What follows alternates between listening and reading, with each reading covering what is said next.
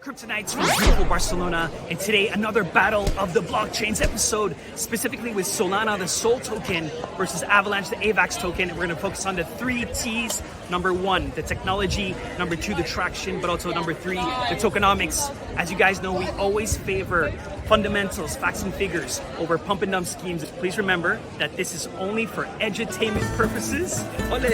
And you should do your own research and trust yourself. So without further ado, Solana versus Avalanche. Here we go.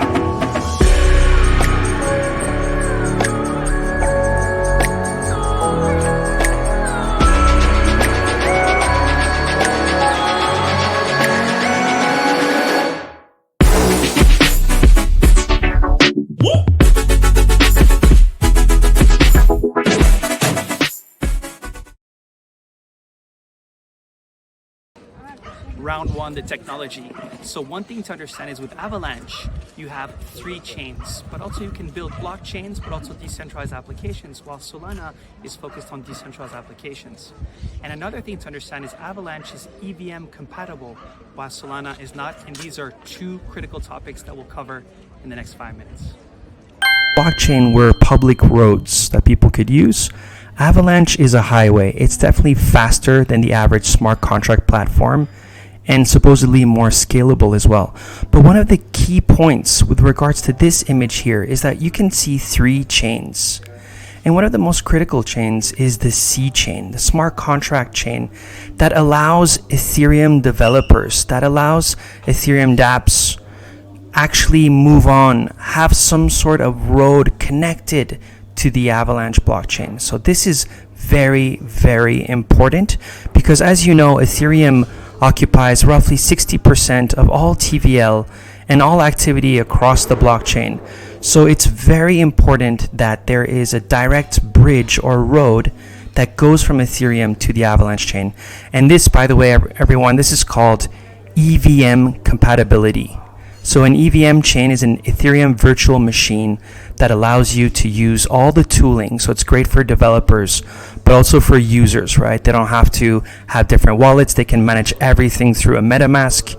So this is a critical component, and we're going to look at statistics later to really understand why it's important. It's not important, it's critical for most chains to have EVM compatibility so that they can take advantage of what has already been built on Ethereum in the most easy way possible. Here we have is X-Chain. An X-Chain is basically an exchange chain, a transaction chain.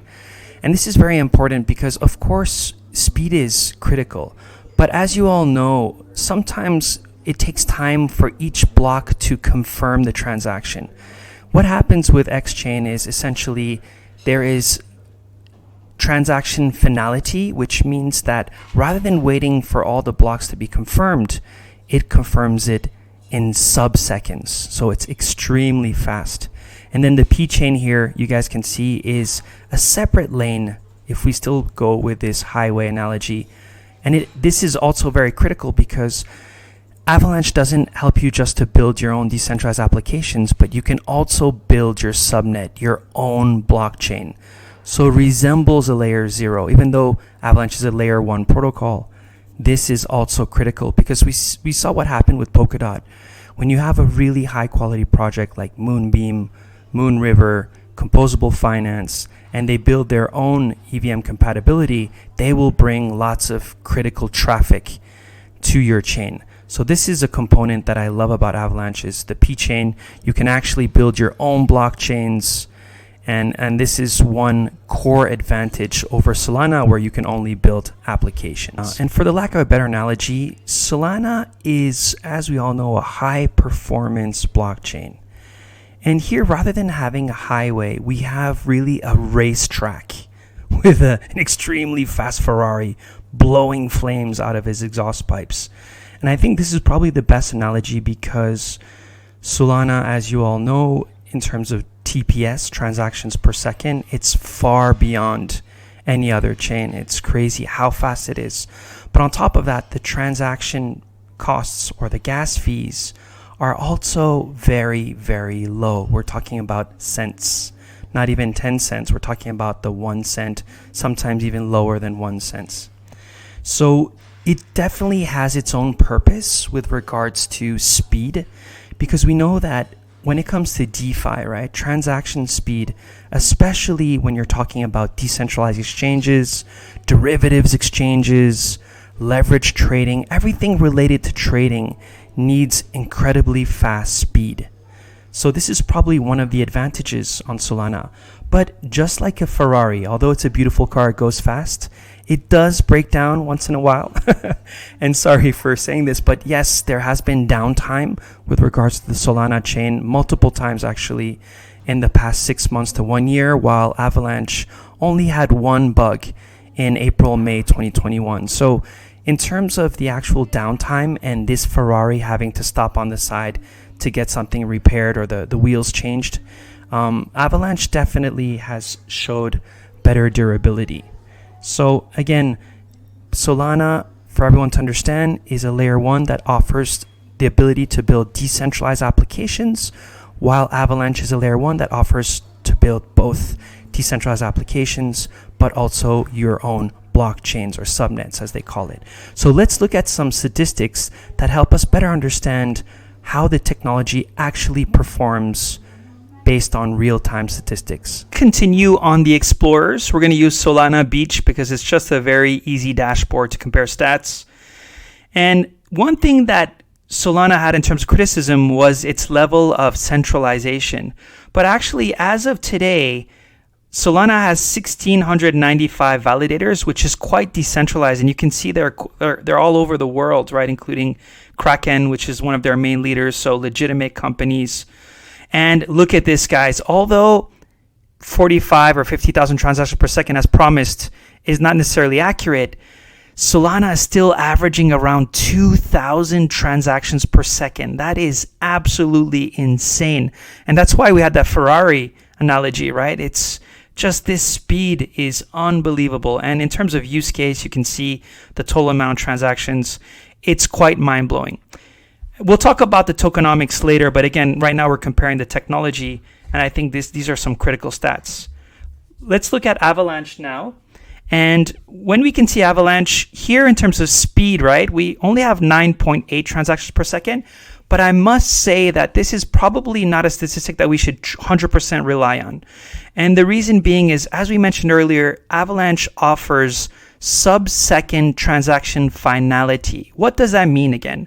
So rather than waiting for all the actual blocks to be confirmed, Avalanche will execute that block, that trade, without relying on all the other confirmations. So this is a huge advantage, and this is meaning that if you look at how fast the finality is, this is probably a much higher if you take that into consideration.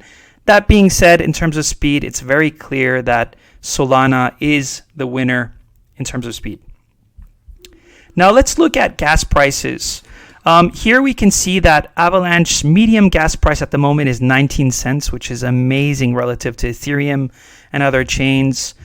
But when we look at Solana, right, guys, so in terms of technology, which chain is better? And it's very subjective at this point because both blockchains have a very clear use case.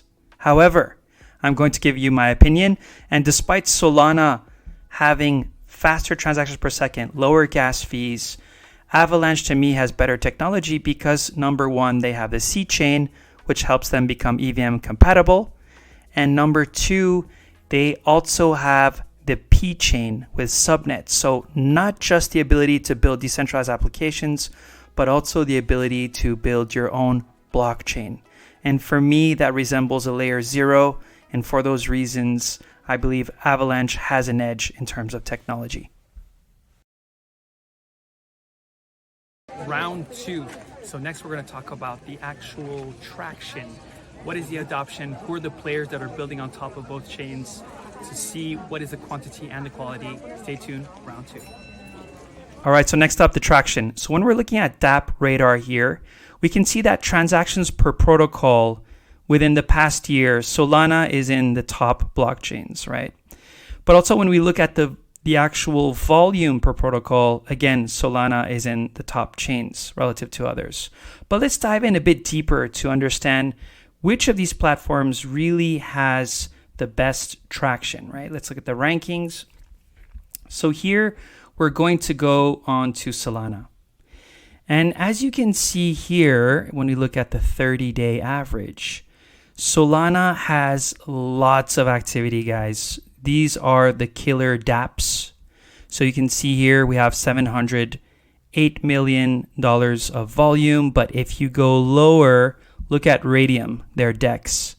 $14 billion in the past 30 days, right? And then again, you can go down here to Saber. And actually, these are not the only big applications, right? Marinade has 338 million. Here we have Solend, 856 million. So really, when it comes to dApps, Solana is doing a really good job at getting traffic from very legitimate projects. There are a few that aren't mentioned here, by the way, which we're going to look at on the Solana Explorer, such as Serum, which is a derivatives exchange.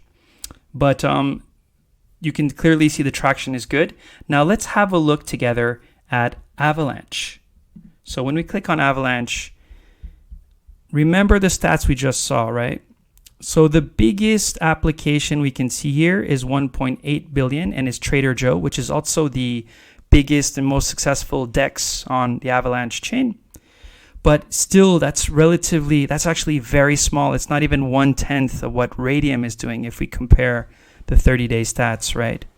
So, and even in terms of users, here is 200,000 people on Trader Joe, but all the other apps don't really have much usage. Pangolin Exchange was the first DEX on Avalanche, but got surpassed by Trader Joe.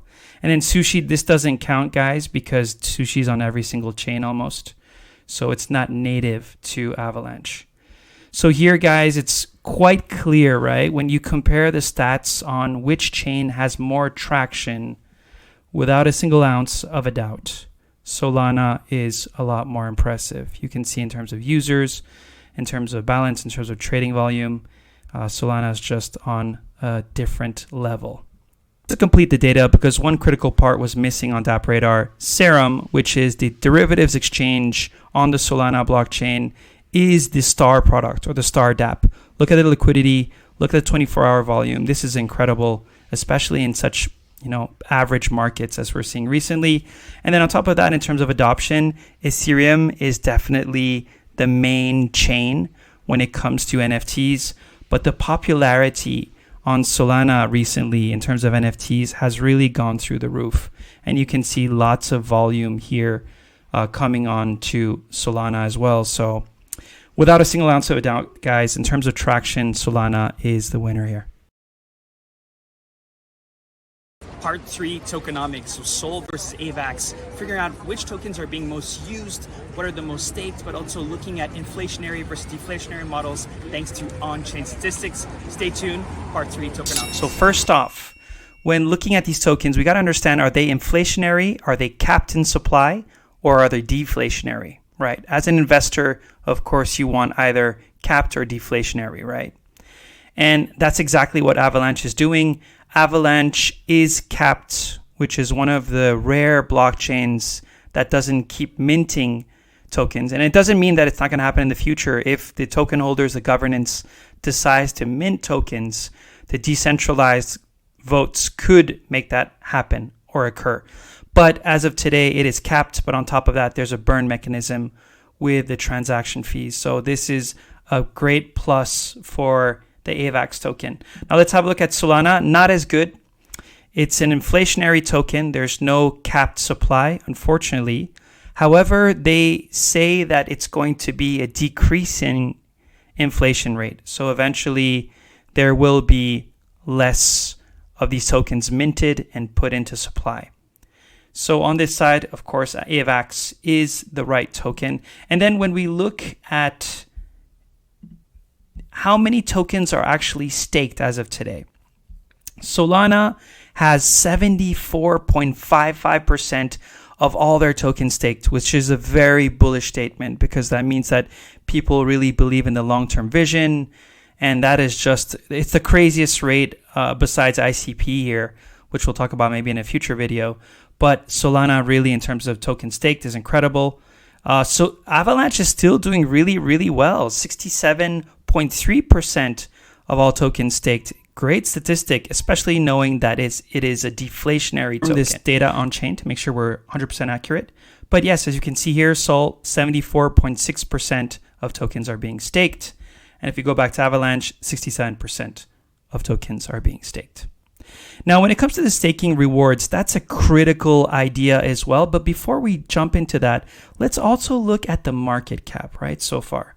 Because we can see here that in terms of market cap, Solana is at 20 billion, where Sol is already at $33 billion in terms of market cap. So quite far away, right? We're talking about like 130 to 160% increase if Avalanche manages to go up as high as Solana. And with regards to the rewards, look at the staking rewards. With Solana, we have roughly 6%. But with Avalanche, if we use proof of stake, with the lock, it's going to be 9%. So just because the market cap is that much lower and the rewards are higher, that's another very critical component when it comes to choosing either do I want to invest in AVAX token or Sol token or a ratio of both. That is, of course, up to you guys. And we can see here with Avalanche, and I'm a huge fan of this, 2,000 AVAX for validators, 25 AVAX for delegators. And when we look at Solana, it's only 0.001, which is cool at the same time because I guess it's easier to access. But when you're looking at this from the lens of an investor, it is more attractive to get some of this circulating supply out of the way so that the buying pressure will have a stronger impact on the token. One thing to take into consideration is Solana does charge fees, like higher fees. So they do maybe compensate a little bit from the 0.01. But again, Avalanche, it's a bit of a more robust tokenomics. So, and for me, although I am bullish on both protocols, on the tokenomics standpoint, I believe Avalanche has an edge. Why? It's deflationary. They're actually even burning. That's a huge edge. The market cap is still relatively low compared to the Solana or Sol token. On top of that, the staking rewards are higher than Solana. And on top of that, they have really strong conditions for people who want to build on top of their chain, whether they want to become a validator, a blockchain, using the Evm compatibility on top of the gas fees. So I would have to give the winner spot to Avalanche here. So long story short, guys, I really hope you enjoyed this video. And again, round one technology, it's really hard to judge, but I give a slight edge to Avalanche. Round two in terms of traction, Solana. Round three, Avalanche in terms of tokenomics. Hope you enjoyed this video. Don't forget to tune in every Wednesday. Premiere at a PC near you. See you next. SwissBorg. SwissBorg est sorti ce matin. They have an app where you can buy crypto. They connect to Binance, HitBTC, LMAX, and Kraken and find the best rates in the market. What I like about SwissBorg is that they have an amazing app that can directly buy cryptocurrencies like Bitcoin and also cash out as well. Through SwissBorg, all assets will have a fiat gateway. And here is the thing. Premium features gives you zero fee trading. That is zero fees. If you want to buy Bitcoin with fiat, I suggest you buy through SwissBorg rather than Coinbase. And if you're interested in trading the likes of Ethereum or Bitcoin, use SwissBorg's application.